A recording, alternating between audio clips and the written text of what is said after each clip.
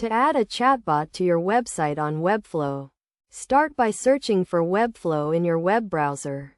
Click on the Webflow website, then log in with your email and password.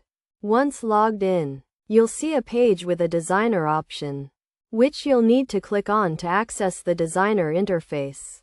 From there, visit a website that offers widgets to add to your site, where you can browse a catalog of options, including a WhatsApp chat widget.